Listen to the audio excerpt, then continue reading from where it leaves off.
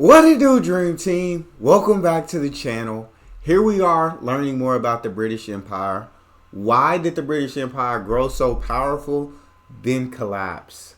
I often wonder, and I know empires come and they go. They rise and they fall, right? Nothing lasts forever. But like, this is the biggest empire ever, the British Empire was. I question, like, how did they collapse? How did they fall? I don't think it could have been from outside forces because they were the biggest empire ever. So it had to be from within, I would assume. But we're going to jump into this video and see if I can learn that exact reason. How did Britain's geography help shape the British Empire? We're talking about a relatively small nation, known for its green rolling hills and unpredictable weather, managing through brutal imperialism to put huge parts of the planet under its control. Colonies in every corner of the world, people subjugated, naval fleets arguably unrivaling any other European power, with effects still being felt globally to this day. Buckingham Palace announced the death of Her Majesty Queen Elizabeth II. This was history's most expansive Queen empire, Elizabeth. but today I want to look at the geographical factors at home that led to its initial expansion around the globe. As it turns out, before there was a British Empire, there was just Britain, and some very beneficial resources and location-based factors.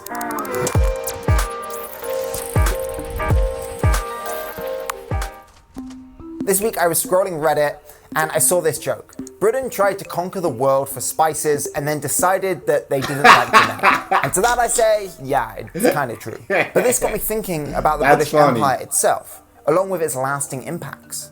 Well celebrated at different times of the year, one of the most common holidays in the world is independence from the British. 48 different nations have a day set aside specifically to commemorate this. Some of these countries gained independence peacefully, some through revolution, and many after years and years of atrocities from colonizers. Before we get into that, we need to dive into the British Isles themselves. People settled on the island of Great Britain around 10,000 BCE. I'm going back this far because I want to establish the type of place much of what now the United Kingdom was. We need to understand how its resources and location eventually aided it growing into an empire.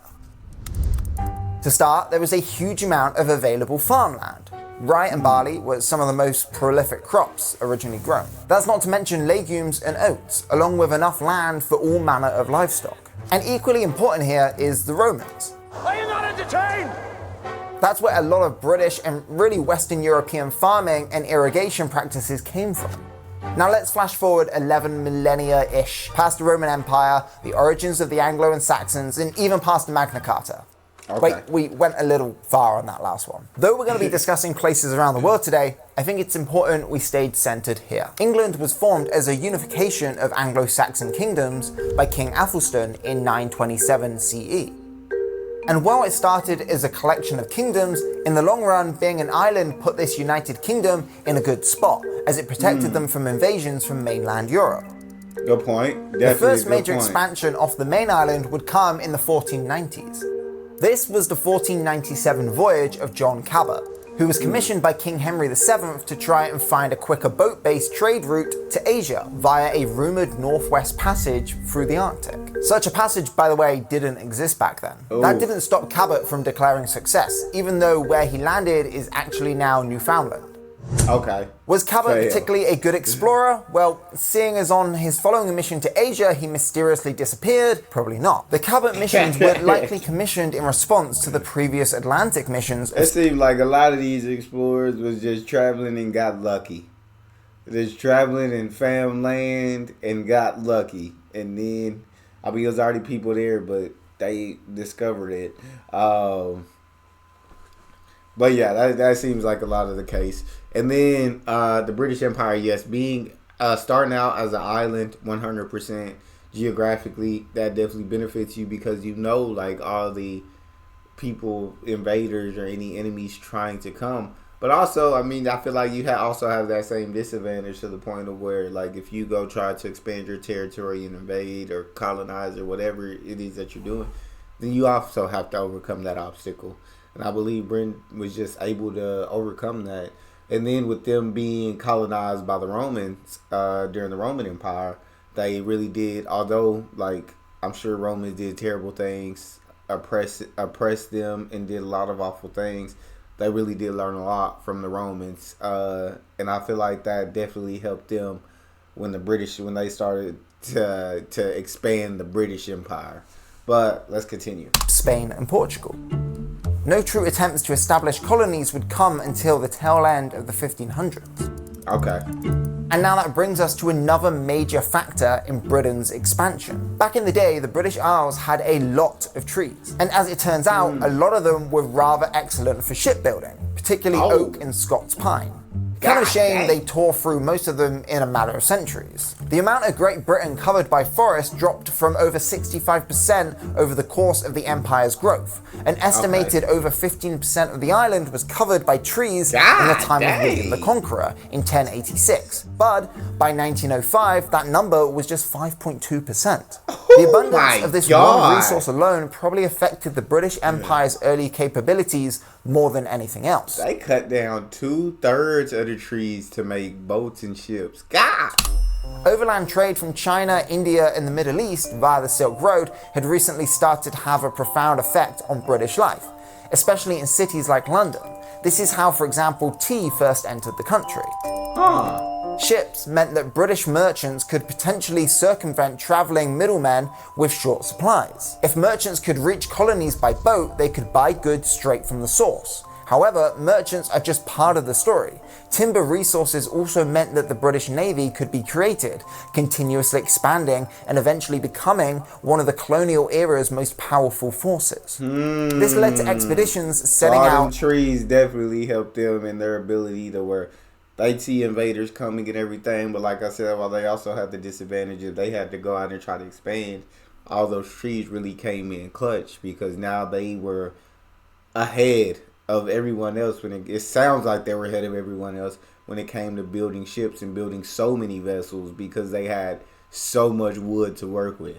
And colonies being set up all around the globe, with the first major ones coming in the early 1600s. Whether started by British companies or religious groups such as the Puritans, any of these colonies set up under a British flag meant more expansion, more reach, more power, and more goods.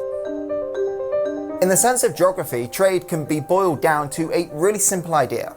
People in an area crave a resource they don't already have, so they seek it from somewhere that does. Trade is often much more complex and darker than that. Looking back at history, the countries of Europe were not known for getting along. And even in times of peace, trade can have its weird intricacies. Treaties, tariffs, and land claim disputes can add extra steps to simply exchanging goods at the best of times and completely holding them up at the worst of times. So what better way to try and circumvent this than to just try and have a presence, well, everywhere? On one hand, in some cases, suddenly a place with items your people crave is under your control. No need to deal with a lot of potential bureaucracy. This trade is now technically internal. And that was the goal of the British. They wanted to control trade across the globe, often with no regard to the peoples who lived in the lands that they claimed. As the centuries went on, the number of colonized places and available range of goods kept growing. From across North America came huge amounts of cotton, hemp, and tobacco. And from the Caribbean came sugarcane. Much of this ultimately flowed back to Great Britain, with a surge of colonists and traditional manufactured goods flowing back to the colonies. Only issue? Oh no, it's the 1600s, the price of labor from colonists is rising, even if they're poorly treated servants being trapped by crippling debt. We've got to find a way to solve this problem and keep global trade flowing that is ethical, safe, and won't cause generational trauma and cultural pain for hundreds of years to come. In a move that would define Atlantic trade for generations, colonial landowners turned to slavery. And slavery, fueled by an industry based around literally capturing people, usually men, on the continent of Africa and shipping them abroad against their will, helped become one of the largest, bloodiest fuels for the fires of imperial expansion. Across the Americas, the Caribbean, and even to an extent back to Britain, manual labor was carried out daily for wealthy landowners by slaves. And staying centered on Great Britain itself, manufactured goods would leave Britain by ship for African countries. From there, goods God would be dang. sold to villages and deals would be made with local slave catchers. Then the kidnapped slaves dang. would be loaded back onto ships and taken to the so-called New World, the Americas and the Caribbean, where they would be used as slaves in the plantation works and even ore mining. While the British weren't the only European empire to thrive off the enslavement of African peoples, the fact that for centuries slavery proved to be the backbone of the colonial workforce cannot be disputed. While I may not be the best person... Definitely a sad fact. And we talked about this in other videos. I mean slavery, period. The thought of owning another person, the thought of another person being property, the thought of working them to death, the thought of people being beat. It's just, I hate it. I hate it all. But I understand the British did not start slavery. Slavery was everywhere in the world at that time. So it's like you can't hate the British for doing it if you're not willing to hate everywhere else in the world. Because everybody was using slavery. And before the British, people were using slavery. So it's like, yeah, was slavery wrong? 100%. 100%. I hate it. But you can't just hate it in one place and not hate it everywhere that it was. Because it was everywhere. Unfortunately. But I know that the British are the ones, right, who went on the crusade against slavery, who abolished slavery. And they, not only in Britain, but they fought to abolish it everywhere. And so, that's definitely respectable. But alright, let's continue. To discuss these horrors, the fact that people were torn from their homes, packed into ships like cattle, and if they survived the overseas trip, sold off and forced to perform back-breaking labor in lands where they didn't speak the language. Yeah. This isn't even to mention the physical, emotional, and even sexual abuse slave masters were often responsible for. In 1807, the slave trade itself was outlawed by British Parliament. The practice was outlawed in the empire as a whole in 1834. And that wasn't done peacefully despite what's taught in schools to so many. Slavery was abolished because slaves started to band together and rebel against the brutal, often torturous treatment from their Really? owners. However, though slavery was outlawed, the native inhabitants were treated abhorrently by the overwhelming white settlers, effectively making them second-class citizens in the lands that they'd lived in for millennia. By the 1830s, I didn't know that a lot of it was also on the slaves' end, and they started to band together and like revolts against their slave owners, and I didn't know that part. So that's an interesting fact to find out. Citizens in the lands that they'd lived in for millennia.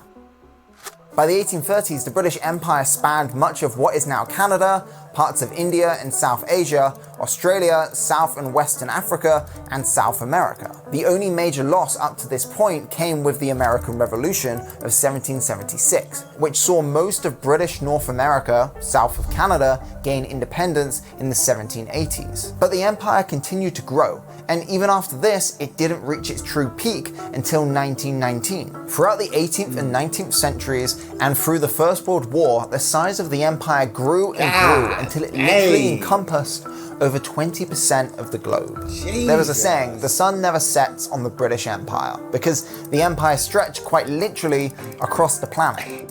That's insane. From Singapore to the whole of India and Pakistan to globe. Egypt to New Zealand, the British truly ruled over the global empire.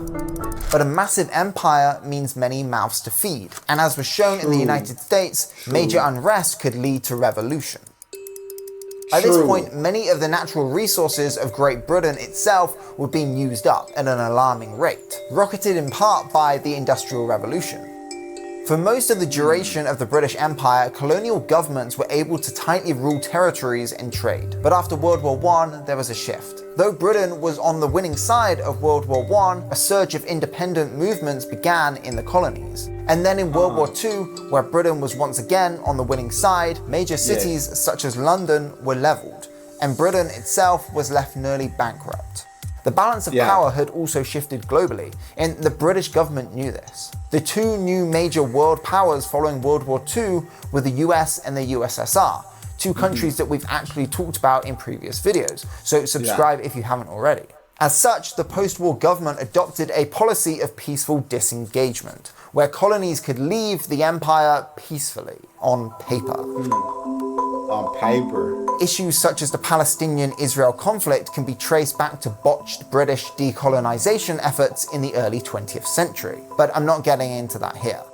From 1940... So it sounds like the empire failed due to lack of resources. That is a lot of mouths to feed covering that much land. Lack of resources, but also in fighting through these wars. After U.S. won the American Revolution, right? They won their independence from Britain. And these other countries after World War I started wanting to do their own thing. They started wanting more and more independence. And so in Britain seeing that, they remember what happened with America. So that as that unrest followed, right? More and more of these country people are going to start revolting, and we can give them their independence, or they're going to take their independence. And then after World War II, Britain, we watched a video on that. Britain they helped save the world.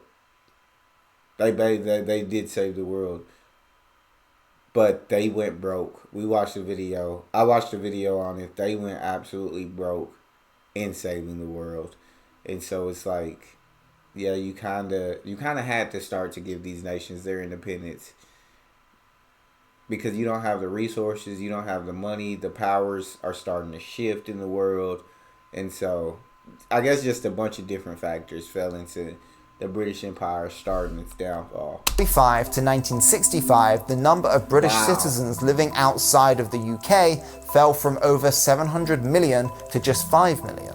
And while some small colonies still exist today, such as Bermuda, the UK really doesn't have much of an empire left. There's technically the Commonwealth, which include former colonies such as Canada, South Africa, and Jamaica. These are countries which still have certain formal ties to the UK to a degree, but still very much have asserted their independence.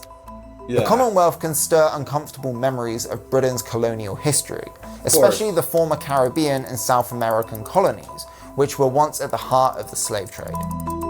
Such as Barbados, which recently cut ties with the monarchy by becoming a republic. I will be faithful and bear true allegiance to Barbados according to law.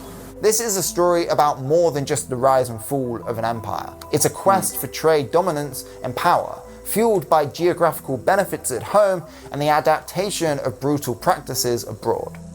As we can see by the disputes raging in the world now, the British Empire has a legacy that still lives on today, even if the sun has set on the empire itself.